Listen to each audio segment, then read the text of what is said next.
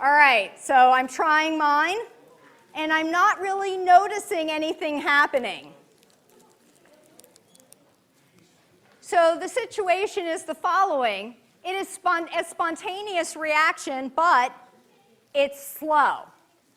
So here, kinetics are very important. So how many of you are having Thanksgiving with a small child around, younger siblings or something like that? When you see them eat a lot of sugar, which can happen over Thanksgiving, it sometimes seems like an explosion has occurred, that there's all of a sudden hyper energy running around. But that is, could be due to this reaction biochemically getting a lot of energy, a lot of into the system, but probably not. You will not see CO2 and water coming off of the small child as they run around. So let me introduce you to a couple of terms if you haven't heard these already. So people are often talking about compounds being stable or unstable. When they're doing this, they're talking about the thermodynamics of a system, the tendency to decompose, whether the reaction is spontaneous or not. Then you can also hear people talking about whether the compound is labile or non-labile or inert. And this refers to the rate at which that tendency is realized. So you might have a very unstable compound. Thermodynamically, it wants to decompose, but it also might be very non-labile. It might be fairly inert, that kinetically, that decomposition is going to take such a long amount of time that you're not going to notice the tendency to decompose.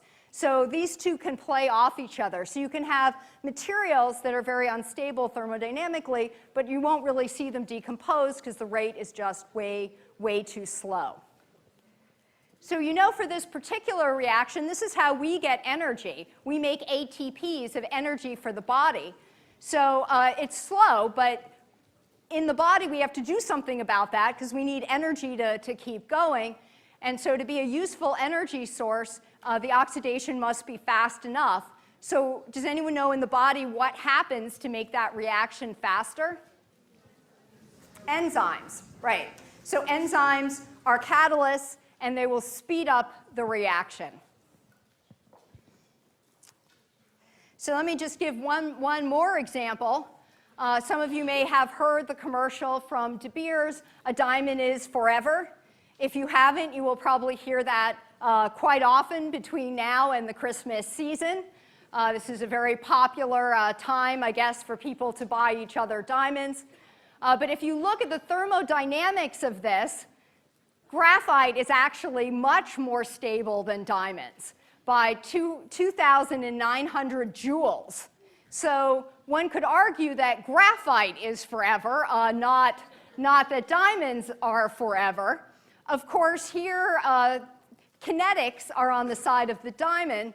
They're relatively kinetically inert. It's a huge activation energy barrier, which we're going to be talking about in this unit for the conversion. So diamonds do, in fact, stay around for a long time.